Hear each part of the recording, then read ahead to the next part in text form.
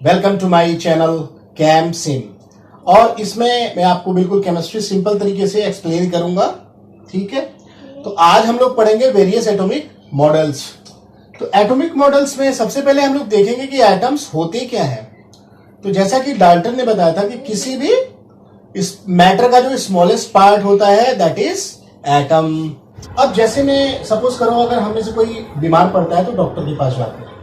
ठीक है, तो डॉक्टर क्या करता है, वो बहुत ही माइक्रोस्कोपिक लेवल पे लाइक हमारे सेल के लेवल पे जाता है और उसको पता होता है कि ये मेडिसिन इस तरीके से यहाँ पे जाके इफेक्ट डालेगा। तो माइक्रो लेवल पे वो मेडिसिन वगैरह आपको देता है, वो वर्क करता है बिकॉज जो भी थ्योरी जो भी स्टडी हुआ माइक्रोस्कोपिक लेवल पे। तो वैसे ही किसी मैटर के बारे में अगर आप जानना है तो आप बिल्कुल ही उसके स्मॉलेस्ट पार्ट पे जाएंगे, उसी का रिपीटेड यूनिट से वो मैटर बनता है।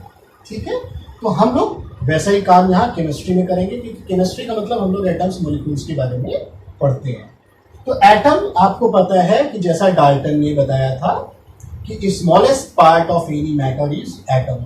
अच्छा, उन्होंने एक पॉइंट और बताया कि एटम्स आर इंडिविजिबल, यानी एटम्स को आप फर्दर डिवाइड नहीं कर सकते। हालांकि ये बात फेल हुई और एटम्स को फर्दर डिवीजन किया गया, उसके सब एटॉमिक पार्टिकल्स बने। तो बारी बारी से हर किसी ने एफर्ट किया। तो जो हमने देखा तो वो वन ऑफ द एफर्ट जो दिया था इनिशियली दैट इज थॉमसन। तो थॉमसन ने अपना मॉडल दिया। थॉमसन ने जो मॉडल दिया था, थॉमसन ने बेसिकली इस तरीके से एज्यूम किया कि जस्ट लाइक सपोज आप ये वाटरमेलन समझो, ठीक है ना, और ये आप सभी लोग वाटरमेलन पसंद करते होंगे। ठीक है, तो गर्मियों के दिन में खास करके हम लोग उसको एंजॉय करते हैं। वाइल एंजॉइंग दैट वाटरमेलन आप उसको थोड़ा सा एज्यूम करो कि जो ये रेड वाला पार्ट जिसको आप लोग खाते हैं, हम सभी लोग, इसको इन्होंने बोला था कि ये एक पॉजिटिव स्फीयर है। This is a positive sphere, मतलब ये एक एरिया है जहां पे पॉजिटिव चार्ज इक्वली या यूनिफॉर्मली डिस्ट्रीब्यूटेड है। ठीक है ना, और नेगेटिव पार्ट जो है यानी इलेक्ट्रॉन वो इम्बेडेड है, जस्ट लाइक देयर सीड्स, जो ब्लैक कलर की सीड्स होती हैं वो इसमें जो नेगेटिव पार्ट है यानी इलेक्ट्रॉन वो क्या है, एम्बेडेड है। और इस तरीके से एम्बेडेड है कि वो उसको काउंटर बैलेंस कर रहा है सो दैट हमारा जो एटम होगा वो क्या होगा, न्यूट्रल। जितना पॉजिटिव चार्ज उतना ही नेगेटिव चार्ज इन्होंने बोला। ठीक है, तो जैसा मैंने बताया यहाँ पॉजिटिव और नेगेटिव। अब हम लोग नेक्स्ट एक आपको मैं पिक्चर दिखाता हूँ। ठीक है, वो कलर्ड पिक्चर, उससे आपको और भी क्लियर हो जाएगा कि पॉजिटिव और नेगेटिव जो चार्जेस जैसा थॉमसन ने बताया था वो कैसे डिस्ट्रीब्यूटेड है। ठीक है, तो अब इस पिक्चर को अगर आप लोग बिल्कुल सभी लोग ध्यान से देखो तो इसमें एक वाटरमेलन है और वो जो पॉजिटिव वाला बताया था मैंने आपको स्फीयर, और उसी तरीके से नेगेटिव वाला है। नेगेटिव वाला क्या है, दैट इज इलेक्ट्रॉन, और पॉजिटिव वाला जो रेड पोर्शन है। ठीक है, तो जो नेक्स्ट अभी आपने पिक्चर देखा उसमें आपने देखा जो वाटरमेलन है। ठीक है, तो उसको हमने बोला थॉमसन ने बोला था plum pudding model. Plum pudding model का मतलब क्या हुआ, जो इसमें जो रेड पार्ट है जो उस पिक्चर में आपने देखा, अभी मैंने आपको बताया था, वो पॉजिटिव स्फीयर हो गया, और जो नेगेटिव वो जो सीड्स थी ब्लैक ब्लैक वो नेगेटिव पार्ट। ठीक है, तो इन्होंने ये एज्यूम किया था कि एटम्स को फर्दर डिवाइड कर सकते हैं और किसमें, पॉजिटिव चार्ज और नेगेटिव चार्ज से इलेक्ट्रॉन।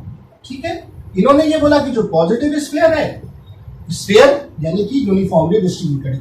तो इनके जो ऑब्जर्वेशन था इनकी थ्योरी का, वो सबसे खास बात क्या थी इस थ्योरी की, इनका जो ऑब्जर्वेशन ये कहता है कि जो मास था एटम का ना, किसी भी एटम का जो मास होता है वो यूनिफॉर्मली डिस्ट्रीब्यूटेड होता है थ्रू आउट द एटम। पूरे एटम में जो मास है वो यूनिफॉर्मली डिस्ट्रीब्यूटेड है, और उसी को इन्होंने बोला पॉजिटिव स्फीयर। और उसी पॉजिटिव स्फीयर में इंबेडेड था क्या, इलेक्ट्रॉन। तो equal number of positive and negative था, इसीलिए न्यूट्रल था एटम और यूनिफॉर्मली डिस्ट्रीब्यूटेड था। ये बात बताइए। ठीक है, तो जब तक नया एक्सपेरिमेंट नहीं हुआ था ये थ्योरी ठीक थी। इनको नोबेल प्राइज भी मिला है, यू माइट बी नोइंग। इस एक्सपेरिमेंट के लिए नहीं, बट इनको नोबेल प्राइज मिला था। एनीहाउ, अब हम लोग देखते हैं कि ये थ्योरी फेल हुई। ड्रॉबैक क्या रहा इस थ्योरी का, और जो नेक्स्ट थ्योरी आई उसने कैसे इसे काउंटर किया। ठीक है, तो उसके बारे में हम लोग नेक्स्ट वीडियो में देखेंगे कि वो थ्योरी क्या आई, उसने क्या अपने जो लॉजिक्स दिए, क्या अपने फंडामेंटल्स पॉइंट्स रखे जिससे ये थ्योरी फेल हुई। सो अभी तक आप लोग इस पे फोकस करें, नेक्स्ट मैं बताता हूँ नेक्स्ट वीडियो में। So thank you. तो अभी आपने देखा कि हमने थॉमसन मॉडल डिस्कस किया। अब हम लोग जो नेक्स्ट मॉडल पढ़ेंगे, उस मॉडल में जो थॉमसन मॉडल है, एटॉमिक मॉडल, उसको क्या किया गया, उसको फॉल्स यानी गलत बोला गया, लेकिन विद सम लॉजिक। क्या लॉजिक था, क्या एक्सपेरिमेंट था और किसने दिया, वो हम देखेंगे। उसको दिया था रदरफोर्ड। तो रदरफोर्ड का जो एटॉमिक मॉडल अब हम लोग ये देखेंगे, ठीक है ना। ध्यान रहे रदरफोर्ड एटॉमिक मॉडल जो है ना, वेरी वेरी इंपॉर्टेंट। हालांकि इसके बारे में भी कुछ प्रॉब्लम रही, क्या रही, आगे हम लोग अभी धीरे धीरे इसको भी देखेंगे। तो रदरफोर्ड ने बेसिकली करना क्या चाहा, इनको भी एटम पे एक्सपेरिमेंट करना था ना। इन्होंने क्या लिया, एक गोल्ड का एटम लिया, गोल्ड का एटम लिया। अब गोल्ड का ही क्यों लिया, दिमाग में ये क्वेश्चन भी आ सकता है कि गोल्ड का ही एटम क्यों लिया। इसलिए लिया क्योंकि गोल्ड जो है वो मेलिएबल है। तो गोल्ड को मेलिएबल की वजह से इन्होंने बहुत ही पतली सी शीट ली, वेरी थीन शीट लिया, ठीक है, जिससे क्लैरिटी आ सके अपने एक्सपेरिमेंट में। तो थीन शीट लिया और गोल्ड हैवी था, ठीक है ना, यानी इसका एटॉमिक नंबर ज्यादा है। तो मेलिएबल की वजह से गोल्ड शीट लिया और अल्फा रेज। अब अल्फा रेज क्यों लिया, अल्फा रेज इसलिए लिया क्योंकि रिसेंटली मैरी क्यूरी है ना, एंड पीटर क्यूरी और रदरफोर्ड ने अपने अपने जो रेडियो एक्टिव एक्सपेरिमेंट्स किए थे उसमें अल्फा बीटा गामा रेज मिले थे। तो रिसेंटली वो एक्सपेरिमेंट था, इसीलिए इन्होंने अल्फा रेज भी लिया, ठीक है। अब इन्होंने जो एक्सपेरिमेंट किया था, उस एक्सपेरिमेंट को आपको अभी एक मैं पिक्चर दिखाऊंगा, ठीक है। उस पिक्चर में आपको चीजें क्लियर होंगी। तो जस्ट आप वो पिक्चर देखिए। अब आप इस पिक्चर में देखो तो आपको आराम से ध्यान से दिखेगा कि जो रेड कलर है, एक जो ये बीम जा रही है ना लाइट, ये अल्फा रेज है, ये एक रेडियो एक्टिव एलिमेंट से निकल रहा है। और जो थीन फिल्म गोल्ड की शीट जो मैंने आपसे बोला था वो येलो कलर में है। तो जो अल्फा रेज का जो बम्बार्डमेंट होता है थीन फिल्म जो गोल्ड की है, उससे जो स्कैटरिंग हुई है, उससे उन्होंने क्या क्या अपने जो ऑब्जर्वेशंस देखे थे रदरफोर्ड ने, वो राइट साइड में आपको 2 सर्कल्स में दिख रहा है। तो उसमें ये देखा कि ज़्यादा से ज़्यादा जो अल्फा पार्टिकल था वो क्या हुआ था, वो अनडेविएटेड गया था, यानी एटम का जो मोस्ट ऑफ द पार्ट है वो एम्प्टी स्पेस है, और जो सारा का सारा प्लस चार्ज है, यानी जो मास है मेन एटम का, वो कॉन्सेंट्रेटेड है न्यूक्लियस में। तभी कुछ पर्टिकुलर जो अल्फा पार्टिकल्स थे वो बाउंस बैक हुए थे 180 डिग्री एंगल पे। तो ये इनका ऑब्जर्वेशन था, ठीक है। अब आपने जो पिक्चर देखा उसमें हमने ये देखा कि हमने क्या लिया हुआ है, हमने एक गोल्ड फॉयल लिया हुआ है, ठीक है ना, गोल्ड फॉयल लिया हुआ है और इसको इस तरीके से हमने घेरा है, ठीक है। और यहां कहीं हमने एक अल्फा रेडियो एक्टिव एलिमेंट लिया, रेडियो एक्टिव एलिमेंट लिया, यहां से अल्फा पार्टिकल, और यहां पे गोल्ड फॉयल पे अल्फा पार्टिकल का क्या हुआ, बम्बार्डमेंट हुआ। बम्बार्डमेंट होने से क्या क्या कैसे कैसे हुआ उसका डिटेल हमें देखना है, ठीक है। तो रदरफोर्ड ने बेसिकली, अगर हम थॉमसन मॉडल की बात करें, अगर थॉमसन मॉडल सही हुआ होता तो जैसा थॉमसन ने क्या बताया था, भाई थॉमसन ने तो यही बताया था कि जो एटम का मास होता है वो यूनिफॉर्मली डिस्ट्रीब्यूटेड होता है थ्रू आउट द एटम। अगर यूनिफॉर्मली डिस्ट्रीब्यूटेड होता तो जो अल्फा रेज थी, सपोज करो ये गोल्ड का एटम था, तो अल्फा रेज थी वो हर एक जगह यूनिफॉर्मली पास होना चाहिए था, है ना, हर एक जगह यूनिफॉर्मली होना चाहिए था। बट ऐसा हुआ नहीं बेसिकली, और कुछ इस तरीके से चीजें मिली, ठीक है, कुछ इस तरीके से चीजें मिली। बेसिकली अल्फा पार्टिकल था क्या, ये था हीलियम +2, यानी इसके ऊपर +2 चार्ज था, और यहां इन्होंने जो भेजा इसको, तो most of the alpha particles क्या हुए, वो बिना किसी डेविएशन के निकल गए, बिना किसी डेविएशन के निकल गए, ऑलमोस्ट से 0.14%, ठीक है। 0.14% अगर मैं बोलूं तो वो 1 डिग्री एंगल पे डेविएट हुए। 0.14%, you know, very very less. 0.14% 1 degree deviate हुए, आप समझ रहे हैं, यानी कि बिना डेविएशन के। और ऑलमोस्ट 0.0125% 90 डिग्री एंगल पे डेविएट हुए। 0.14% 1 डिग्री पे रेडिएट हुए, ठीक है ना, वे डेविएट हुए। और 0.0125% ऑलमोस्ट 90 एंगल पे डेविएट हुए, यानी 90 एंगल पे डेविएट होने वाले ऑलमोस्ट जीरो थे। और इसको भी आप देखो तो this is very very less. कुछ एक आध थे, ठीक है ना, यू से लाइक 1000 अगर एटम है तो उसमें शायद एक एटम हुआ जो बिल्कुल ही 100% यानी कि 180 डिग्री रिटर्न बैक हुआ, 180 डिग्री रिटर्न बैक हुआ। तो इसके पास चार्ज क्या था? अल्फा के पास पॉजिटिव चार्ज था। अगर पॉजिटिव चार्ज होने के साथ भी ये बिना डेविएशन के निकल गया, इससे क्या पता चलता है? इससे पता चलता है कि आसपास कोई चार्ज नहीं है। भाई आप अगर हाईवे पे सफर कर रहे हो, आपको आसपास कोई ट्रैफिक नहीं है, तो आप स्पीड में जाओगे 100 या 100 से ऊपर भी, आपको रोकने वाला कोई नहीं है। तो वैसे ही इसके पास पॉजिटिव चार्ज है। अगर कोई नेगेटिव चार्ज आसपास या पॉजिटिव चार्ज नहीं है, अनडेविएटेड निकल गया, तो थॉमसन मॉडल फेल हुआ या नहीं? अगर थॉमसन के हिसाब से पॉजिटिव चार्ज पूरे स्फीयर में होता तो पॉजिटिव पॉजिटिव रिपल्शन होता और ये डेविएट होके वापिस आता या कहीं इधर उधर डेविएट होता, बट ये तो हुआ नहीं। तो यानी कि थॉमसन मॉडल फेल हो गया, ठीक है। नीचे भी यही हुआ। तो मैक्सिमम अल्फा रेज क्या हुआ? अनडेविएटेड। और जैसे जैसे न्यूक्लियस की तरफ यानी सेंटर, जिसको न्यूक्लियस बोला गया, जैसे जैसे हम सेंटर की तरफ चलते गए तो थोड़ा थोड़ा डेविएशन, देखो ये वाला रेस थोड़ा सा डेविएट हुआ है, इधर भी हल्का सा डेविएट हुआ है, तो थोड़ा थोड़ा डेविएशन होना शुरू हुआ जब हम लोग सेंटर की तरफ गए, ठीक है। तो यानी कि आसपास कोई ऐसा चार्ज था जो इसके इक्वल, मतलब इसके सेम पोलैरिटी का था, यानी प्लस ये है तो वो भी प्लस है, तो वो उसको ऊपर की तरफ या इधर नीचे की तरफ रिपेल कर रहा था। और जैसे ही अल्फा रेज सेंटर में गया तो क्या पता चला? बिल्कुल ही बाउंस बैक हुआ, यानी कि हैवी पॉजिटिव चार्ज। यहां पे क्या था? सारा का सारा पॉजिटिव चार्ज था और बहुत ही हैवी पॉजिटिव चार्ज था। आप बोल सकते हैं कि वेरी हैवी, बहुत ही डेंस, हैवी बोल सकते हैं और डेंस, बहुत ही डेंस पॉजिटिव चार्ज सेंटर में था। ये अभी आपने पिछले पिक्चर से देखा, ठीक है। तो ये पता चला कि एटम में क्या होता है? सारा का सारा पॉजिटिव चार्ज एक सेंट्रल पार्ट पे होता है। Through out the atom distribute जो बोला था थॉमसन ने वो गलत है, ठीक है। और उसी पार्ट को हम लोग क्या बोलते हैं? न्यूक्लियस।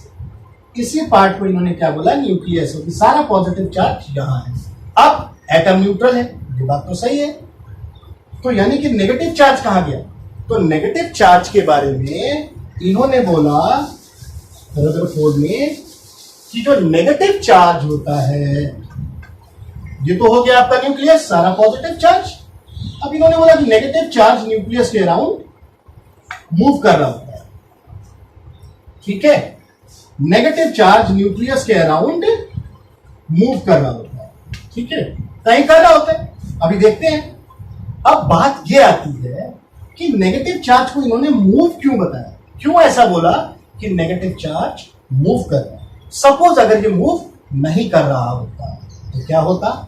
ये प्लस है, आपको पता है कूलम्ब्स लॉ, प्लस और माइनस क्या होता?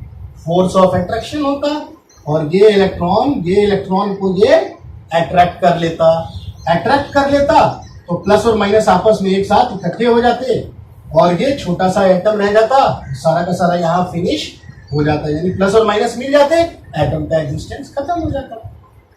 तो यानी कि इलेक्ट्रॉन रहता ही नहीं, सारा इलेक्ट्रॉन और proton, sorry not proton, plus charge की बात करूं, इलेक्ट्रॉन और जो प्लस चार्ज यानी जो न्यूक्लियस है, ठीक है। बट इलेक्ट्रॉन अगर मूव कर रहा है, ठीक है ना, सर्कुलर पाथ में, तो ये इसको अट्रैक्ट नहीं कर पाएगा, ठीक है ना। तो ये एक कुछ पर्टिकुलर स्पीड से मूव कर रहा है। अब सपोज करो, ठीक है, ये कोई स्पीड से मूव कर रहा है। इतनी बात इन्होंने अपने एक्सपेरिमेंट में बताई, ठीक है। अब रदरफोर्ड मॉडल भी फेल हुआ, ठीक है। अब रदरफोर्ड मॉडल क्यों फेल हुआ? इन्होंने तो काफी कुछ बता दिया। इन्होंने बता दिया थॉमसन मॉडल को कि वो गलत था। यहाँ पे क्लियर बता दिया कि सारा पॉजिटिव चार्ज सेंटर पे है और इलेक्ट्रॉन आउटसाइड मूव करता है, ठीक है। मूव भी क्यों करता है इन्होंने ये भी बता दिया। इसके बावजूद फेल हो गया। क्यों फेल हुआ इसको हम लोग नेक्स्ट एक्सपेरिमेंट में देखते हैं। लेकिन सबसे पहले इसका ड्रॉबैक पढ़ेंगे, क्योंकि इसका ड्रॉबैक क्या था, उसी ड्रॉबैक पे काम करेगा नेक्स्ट मॉडल। तो ड्रॉबैक देखिए,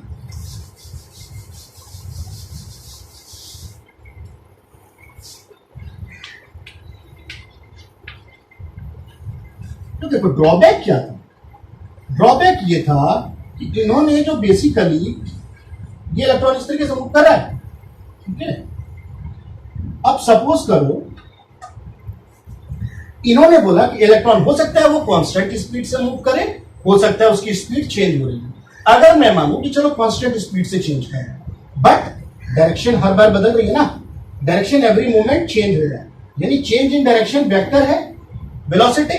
तो change in velocity is acceleration, यानी कि इलेक्ट्रॉन क्या हो रहा है, एक्सीलरेट हो रहा है। और मैक्सवेल थ्योरी ये कहती है कि अगर इलेक्ट्रॉन एक्सीलरेट हो रहा है तो वो क्या करेगा, वो एनर्जी रेडिएट करेगा। वो क्या रेडिएट करेगा, एनर्जी।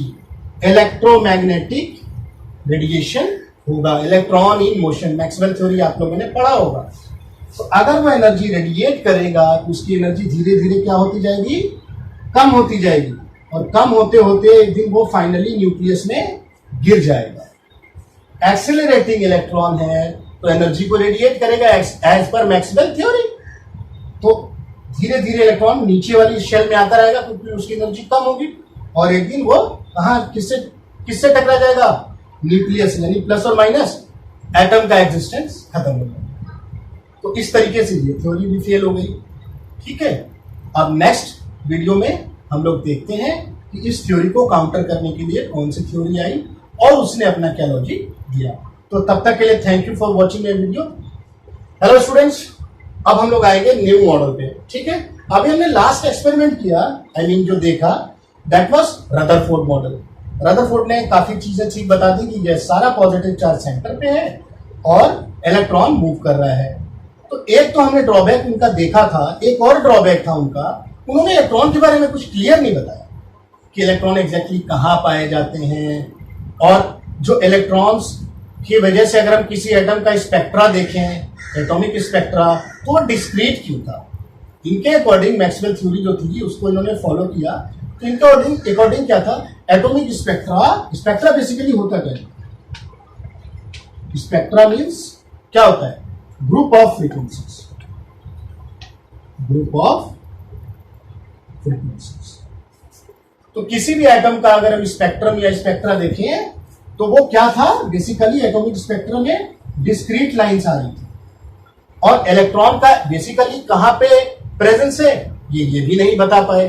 तो ये भी कुछ पॉइंट्स थे ड्रॉबैक। इसको किसने काउंटर किया और किसने अपने थ्योरी में बताया, and that was Niels Bohr. Niels Bohr ने क्या बताया, this is very very important theory, Bohr's atomic model. तो इन्होंने जो बताया ना, बोर्स एटॉमिक मॉडल ने बेसिकली जो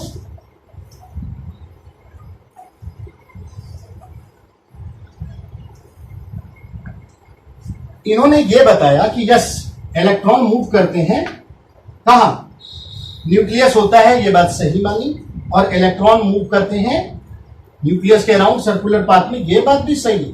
बट जो पॉइंट नंबर 1 इन्होंने दिया बोर्स एटॉमिक थ्योरी ने, कि जो इलेक्ट्रॉन मूव करता है ना, इलेक्ट्रॉन जिस समय तक मूव करता है एक पर्टिकुलर सर्कुलर पाथ में, उस टाइम तक ये कोई भी एनर्जी रेडिएट नहीं करता, ठीक है। यानी कि इलेक्ट्रॉन जो होता है ये मूव करता है, electron moves in stationary energy circular path, stationary energy circular path, यानी जिस भी स्टेशनरी एनर्जी वाले सर्कुलर पाथ में मूव करता है उसकी एनर्जी स्टेशनरी होती है, इसकी वजह से ये एनर्जी रेडिएट नहीं करता। तो जो मैक्सवेल थ्योरी थी कि एनर्जी को रेडिएट करता है जिससे वो एक्सीलरेट होने की वजह से और वो डाउन जाएगा, नहीं, एनर्जी को रेडिएट नहीं करता है और कांस्टेंट स्पीड से मूव करता है। कांस्टेंट स्पीड की बात भी बताई। और इसी सर्कुलर पाथ को इन्होंने क्या बोला, ऑर्बिट, जिसको हम लोग शेल भी कहते हैं, ऑर्बिट और शेल। तो इन्होंने बोला कि ये सब ऑर्बिट्स होते हैं जहां पे इलेक्ट्रॉन पाए जाते हैं, ठीक है। तो जब कभी भी इलेक्ट्रॉन एक पर्टिकुलर स्टेशनरी एनर्जी ऑर्बिट में होगा वो एनर्जी को रेडिएट नहीं करने वाला है, समझ गए? यस, इसी को बोल दिया इन्होंने ऑर्बिट। और जिस टाइम तक ये रहता है एक स्टेशनरी ऑर्बिट में उस टाइम इसकी स्पीड कांस्टेंट होती है। अब देखो, तो रदरफोर्ड ने यह भी नहीं बताया कि इलेक्ट्रॉन बेसिकली पाया कहां जाएगा, कोई कंडीशन नहीं बताई कि न्यूक्लियस के अराउंड का इलेक्ट्रॉन कहीं भी होगा क्या, कहीं भी होगा नहीं। इन्होंने आइडेंटिफाई किया अपने पॉइंट नंबर 2। तो इन्होंने बेसिकली, अब मैं जो पॉइंट बताऊंगा आपको ना, इसको आप ध्यान से सुनना, क्योंकि जब इस थ्योरी से आगे हम चलेंगे ये दोनों पॉइंट्स बहुत ही मैटर करने वाला है, तो बड़े ही ध्यान देना। वेरी सिंपल थी। इन्होंने इलेक्ट्रॉन को क्या माना था, इन्होंने इलेक्ट्रॉन को माना कि ये मैटेरियल पार्टिकल है। क्या है? मैटेरियल पार्टिकल, जो कि प्लेनर मूवमेंट करता है। मैटेरियल पार्टिकल है और प्लेनर मूवमेंट करता है, यानी एक प्लेन में मूव करता है और ये मैटेरियल पार्टिकल है। मैटेरियल पार्टिकल का मतलब इसका एक मास है, इसका स्पीड v है, ठीक है। एक मास है, इसकी स्पीड v है।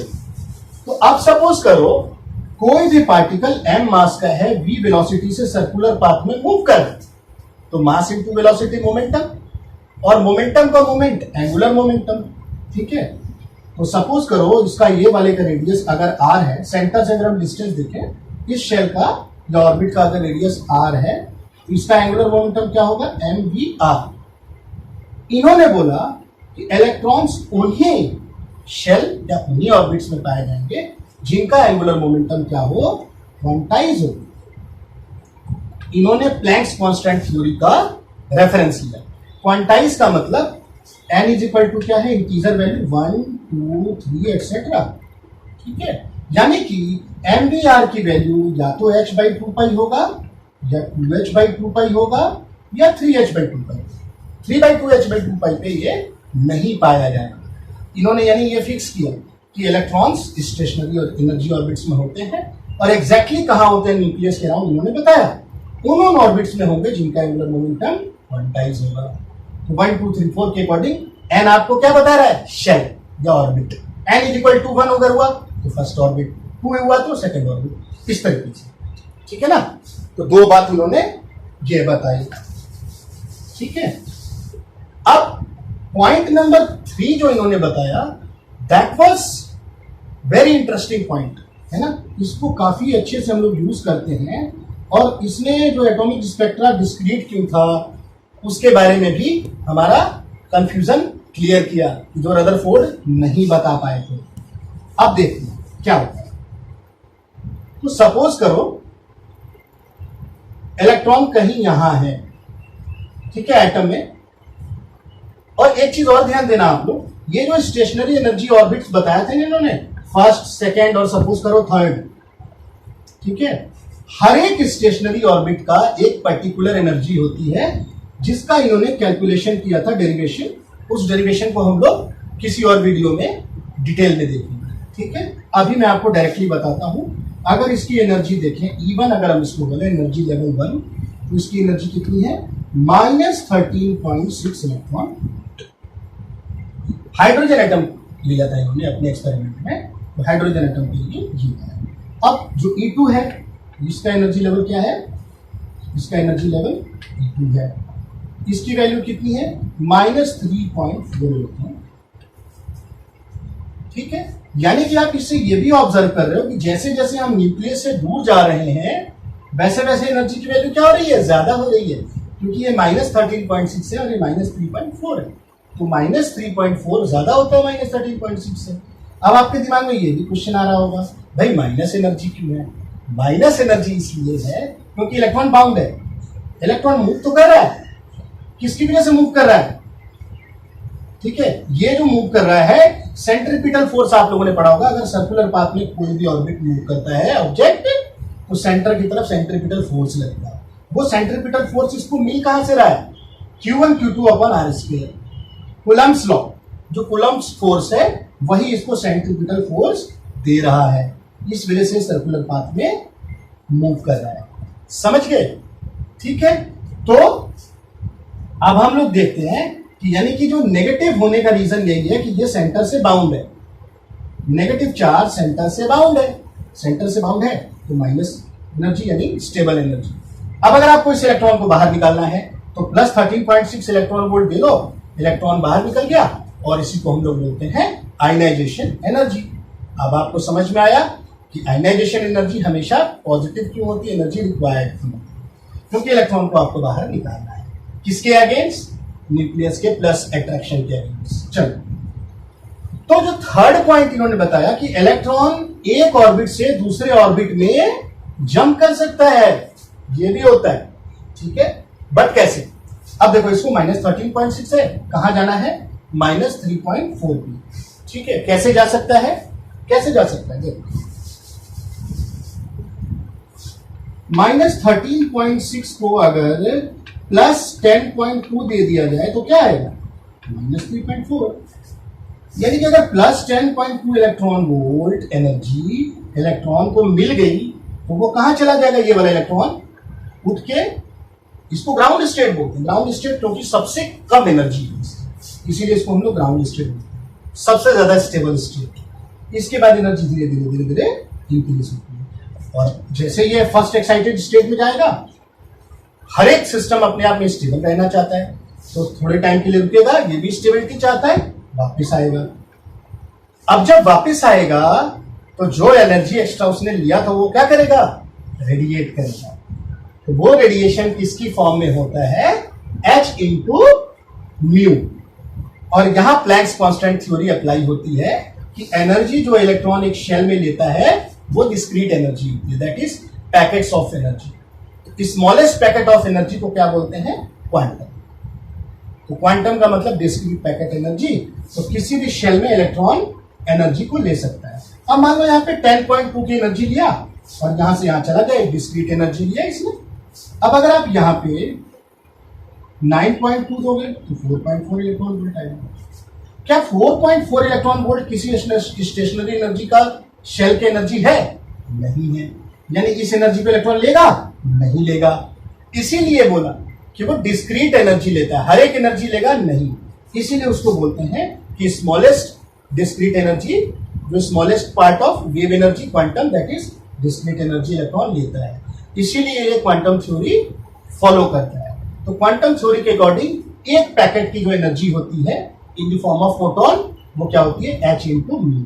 वही एनर्जी ये लेके ऊपर जाता है, जब ये नीचे आएगा तो H इंटू म्यू का एनर्जी रेडिएट करेगा। H क्या है यहाँ पे? प्लैंक्स कांस्टेंट, और म्यू क्या है? फ्रीक्वेंसी, क्योंकि वो वेव की फॉर्म में आ रहा है। समझ गए? ठीक है, तो यानी कि इलेक्ट्रॉन का एक्साइटेशन हो सकता है, इलेक्ट्रॉन का एक्साइटेशन हो सकता है।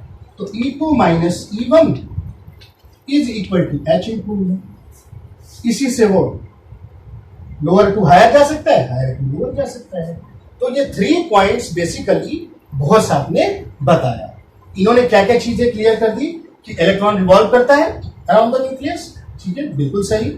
और हर एक शेल में पाया जाएगा नहीं, मतलब हर एक पोजीशन में पाया जाएगा नहीं, जहां जहां पोजीशन में पाया जाएगा उसको ऑर्बिट बोला, एंगुलर मोमेंटम वहां पे क्वांटाइज होता है। एक शेल से दूसरे शेल में इलेक्ट्रॉन जंप कर सकता है, उसके लिए भी कंडीशन है प्लैंक्स कांस्टेंट थ्योरी के अकॉर्डिंग। अब देखो, जो एटॉमिक स्पेक्ट्रा वाली बात थी कि उसमें लाइन डिस्क्रीट क्यों मिली थी। सपोज करो आप हाइड्रोजन को गैसियस फॉर्म में और व्हाइट लाइट पास करो, हाइड्रोजन को गैसियस फॉर्म में लो, व्हाइट लाइट पास करो, क्या स्पेक्ट्रम निकलता है? विब्ग्योर। पढ़ा होगा आप लोगों ने, यहां पे क्या निकलता है? विब्ग्योर। तो आपने देखा था कि ये जो 10.2 इलेक्ट्रॉन वोल्ट एनर्जी क्या करेगा वो, ठीक है। तो सपोज करो सब ब्लू लाइट पसंद है, अब ब्लू के अकॉर्डिंग उसने क्या किया, एब्जॉर्ब कर लिया, वो कलर मिसिंग हो गया। तो इस तरीके से डिस्क्रीट स्पेक्ट्रम मिलता है आपको। तो ये वाला जो थ्योरी था रदरफोर्ड का ये प्रॉब्लम जो थी, इन्होंने उसको शॉर्ट आउट कर लिया, ठीक है। अब ये सारी बातें इन्होंने क्लियर कट बता दी। तो क्या इस थ्योरी में भी कुछ ड्रॉबैक था? अब इसको भी देखना पड़ेगा। तो देखते हैं कि क्या इस थ्योरी में कुछ प्रॉब्लम रही, तो क्यों रही, क्योंकि किसी भी चीज को साइंस में हम पढ़ते हैं तो विद सर्टेन लॉजिक, ठीक है। आओ देख, अब इस पिक्चर में आप लोग देखो तो इसमें क्या दिखा रहा है कि न्यूक्लियस के अराउंड वेरियस जो शेल्स या ऑर्बिट्स हैं सर्कुलर, ठीक है। उस ऑर्बिट्स में क्या हो रहा है कि जैसे हम दूर जाते हैं न्यूक्लियस से तो हर एक शेल की एनर्जी क्या होती है, इंक्रीज होती है। ये मैंने आपको कुछ वैल्यूज़ के अकॉर्डिंग मैंने आपको दिखाया या बताया था, ठीक है। और जैसे ही एक शेल से दूसरे शेल या एक ऑर्बिट से दूसरे ऑर्बिट में इलेक्ट्रॉन जंप करता है या वापस आता है, तो जो डिफरेंस इन एनर्जी होती है that is h into mu, जो कि एक लाइक क्वांटम ऑफ एनर्जी होती है, और उसको एक फोटोन का जो एनर्जी है उसके इक्विवेलेंट मानते हैं प्लैंक्स कांस्टेंट थ्योरी के अकॉर्डिंग। तो वो वैल्यू है h इंटू म्यू। तो इससे पहले मैंने आपको एक पिक्चर भी दिखाया, ठीक है। उसमें आप एग्जैक्टली समझोगे कि किस तरीके से इलेक्ट्रॉन का मूवमेंट हुआ और बोर्स एटॉमिक थ्योरी ने क्या बोला एग्जैक्टली, ठीक है। चलो अब ड्रॉबैक देखते हैं। ड्रॉबैक्स क्या? सबसे पहला ड्रॉबैक इसका ये था, इस थ्योरी का, ये सिर्फ वन इलेक्ट्रॉन सिस्टम के लिए एप्लीकेबल था।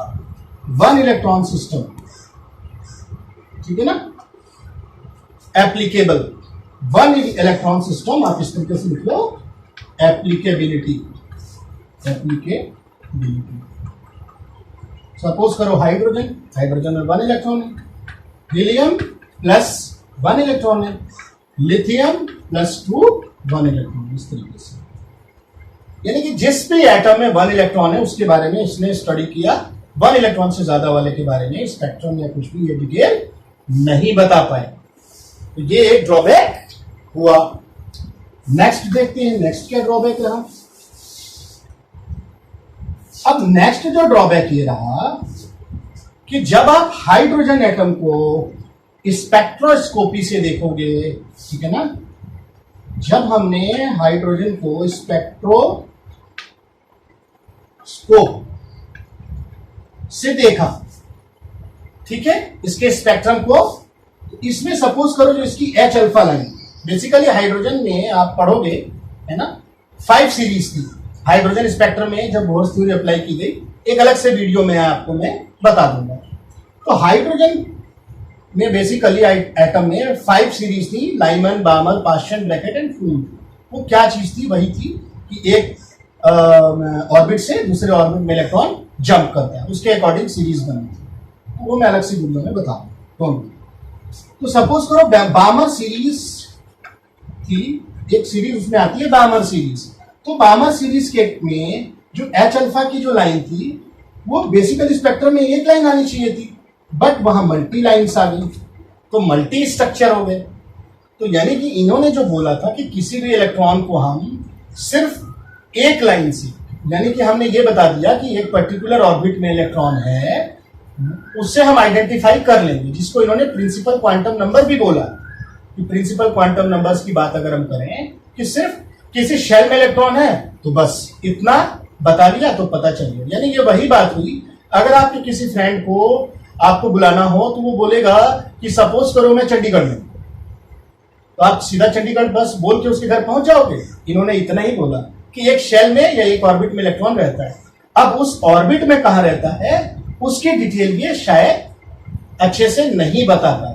तो यानी कि यहां से कंसेप्ट अराइज होता है, कुछ क्या होते हैं, सब ऑर्बिटल्स भी होते हैं। वो क्या होते हैं इसको हम लोग बाद में देखेंगे धीरे धीरे नेक्स्ट वीडियोज में, ठीक है। तो ये ड्रॉबैक इनका एक और रहा। ठीक है। अब अगर हम और ड्रॉबैक की बात करें, अगर अब इसके अलावा जो ड्रॉबैक ये रहा कि इन्होंने पार्टिकल नेचर माना था, यानी इन्होंने इलेक्ट्रॉन को क्या माना था, मैटेरियल पार्टिकल। मैटेरियल पार्टिकल का मतलब जिसका मास एक इतना है इफेक्टिवली कि हम उसको पार्टिकल माने, ठीक है। बट अभी हम लोग नेक्स्ट जो थ्योरी आएगी एटॉमिक मॉडल की, उसमें हम लोग देखेंगे कि ये जो मैटेरियल पार्टिकल माना था ये लेस डोमिनेटेड या बिल्कुल एबॉलिश हो जाएगा, ठीक है।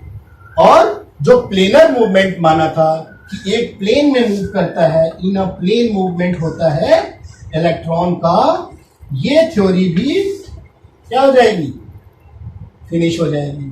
तो यानी कि जो इन्होंने ये पॉइंट माना था ये भी ड्रॉबैक रहा इसका।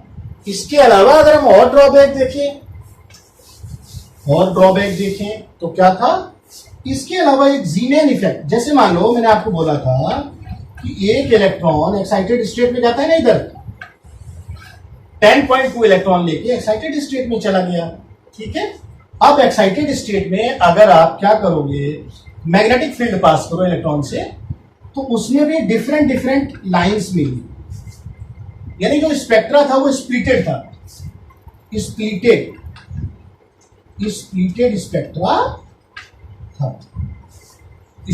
स्पेक्ट्रा था। इसी को बोला गया ज़ीमेन इफेक्ट।